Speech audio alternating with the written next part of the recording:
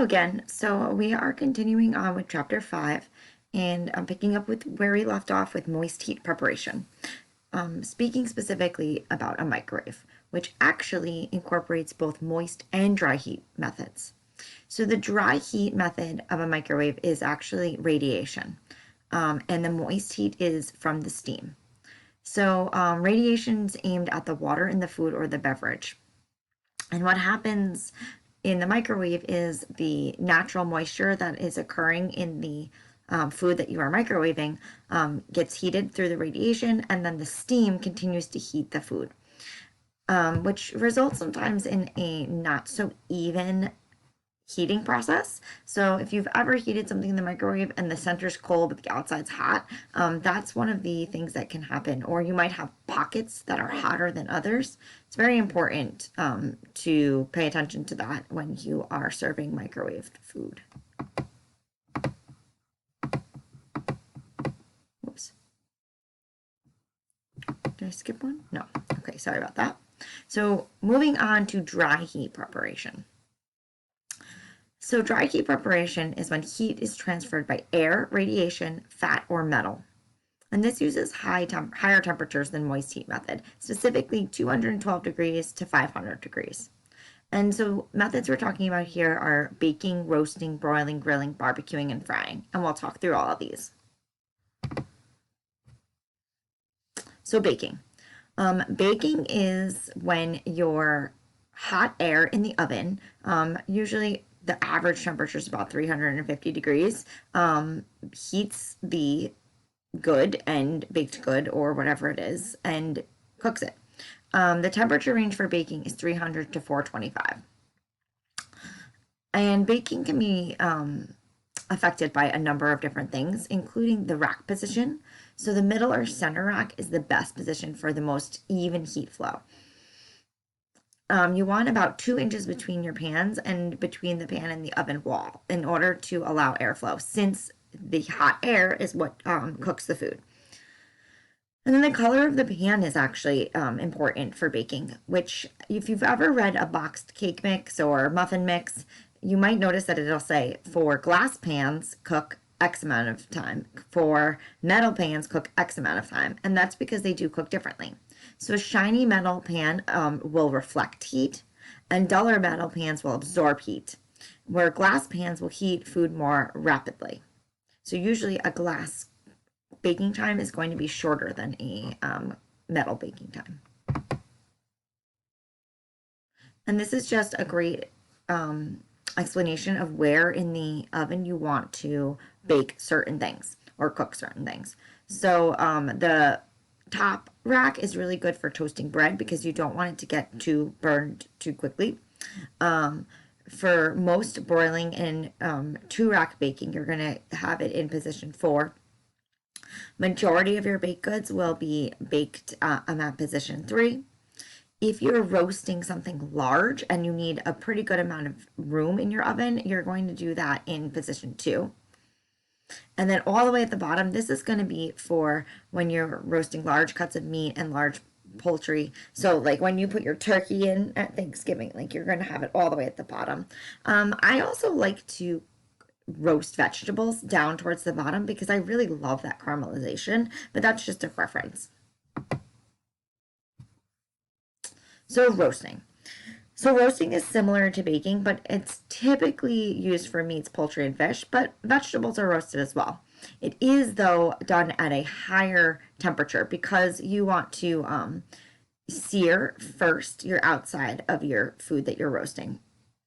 So a lot of times when you put your turkey, for instance, or chicken in the oven, you're going to start it at a higher temperature in order to get some color, texture, and flavor. And then you'll reduce it to a lower temperature, usually 300 to 350. And that way you will cook the interior without drying it out. And you'll also get less shrinkage, which we'll talk about, I think, in the next chapter. And it's easier to carve a roast that has been seared on the outside. So basting. If you've never made a roast before, you may never have basted, but basting is when you add liquid, which could be the melted fat drippings that are right in the pan. You might be using fruit juice or water, or even broth. And what you're doing is you're taking that liquid and putting it all over the surface of the food. And this is going to help it from drying out. And this can be done about every 20 minutes. So broiling is cooking under a very intense heat. The broiler is usually either at the top or the bottom, depending on your oven.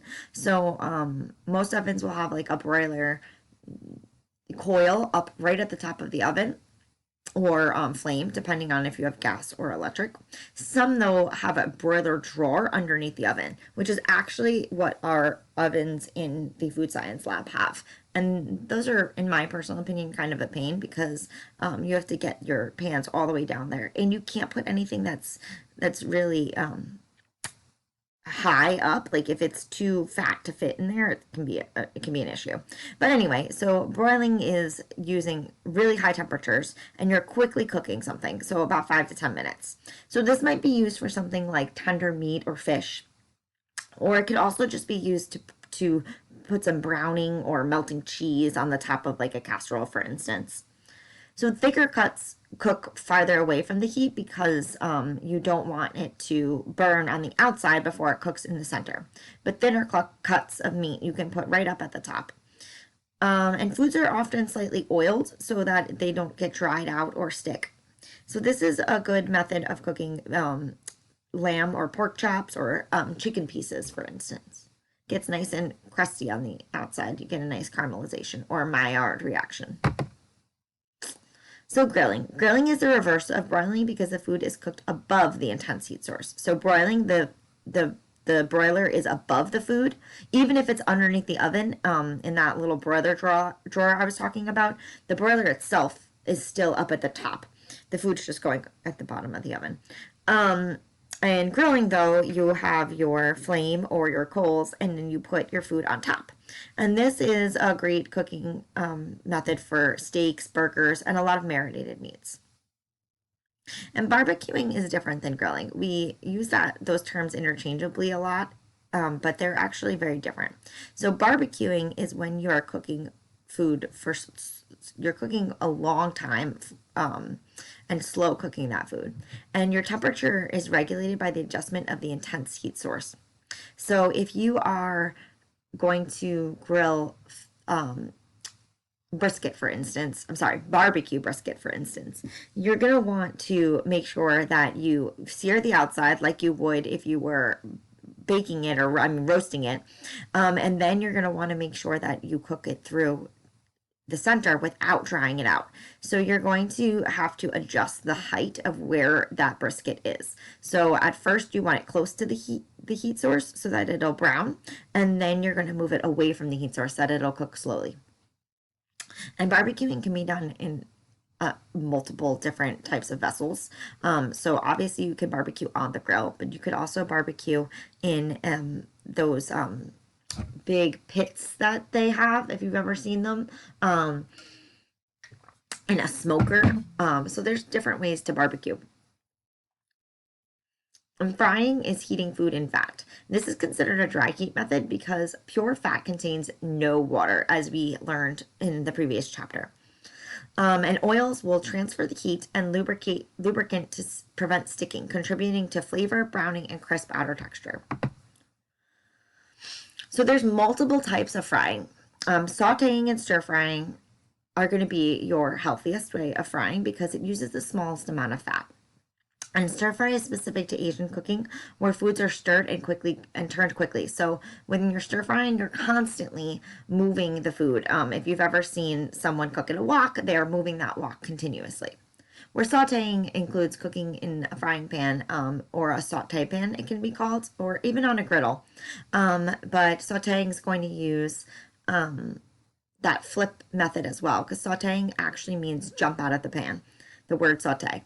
So easy to remember. Stir fry is constantly moving. Saute is when you toss those foods up and back in the pan. And these are going to be done with like a lower heat. They're not going to be super hot. So lower heat, small amount of fat. Sauteing and frying, stir frying. Pan frying and pan broiling, these are going to use medium heat and a little bit more fat. Usually about a pan fry is going to use about half an inch of fat, but you don't want enough fat to coat the food. And the reason being is that makes it a more healthy way of frying. So you'll still get that nice crispy outside you would get from a deep fry, but you're not going to submerge the food in oil. And the reason that like deep frying is the like least healthiest method is because the food absorbs that oil. So when you pan fry, it's only going to absorb a little bit of the oil because it's not submerged. Pan broiling is when with meats typically, and they're added to a hot pan with no fat, and then the fat is drained as it accumulates. So when you have like a fattier cut of meat, you can pan broil it without actually adding any fat to the pan, and that's going to help drain off some of the fat, and again, another healthier way of frying. I love to pan fry dumplings, but also steam them. I think they get a really great texture. So if I'm making a dumpling, I will put them in a pan with a little bit of oil, really over medium heat, and get them nice and crispy. And then I'll add some water to the pan and cover it, and then it'll steam it, and that really gives them a nice texture. So deep frying, as I mentioned before, is when the food is fully submerged in fat. And many foods that are deep fried are coated in batter or breading. And this is to enhance moisture retention, flavor development, tenderness, browning, crispness, and appearance. So if you were to take a piece of fish and fry it in the deep fryer without a breading or batter, chances are that fish is going to get pretty dried out, especially if it's a flaky white fish. But if you coat it in the batter or the breading first, you're going to get that nice crisp exterior, and you're going to keep some tenderness and moistness. The finer the crumb, the less fat absorption. But the coarser grain also provides a crispier texture. So you might notice this with donuts in particular. So if you've ever had a donut that's fried that's really dense, it's going to be less oily, but it's not going to be as crisp as a donut that, like for instance, like a yeast risen donut, that's gonna have more like holes in the grain. And when I talk about grain, I'm talking about like the texture of the inside, and we'll look at that more in our bread chapter. So the bigger grain is going to have a crispier texture. Sugar speeds up the browning process, which we know because of the Maillard reaction. So when a food with sugar is deep fried, it's going to cook faster than a food without sugar. So deep frying uses oil temperatures of about 350 to 450 degrees Fahrenheit.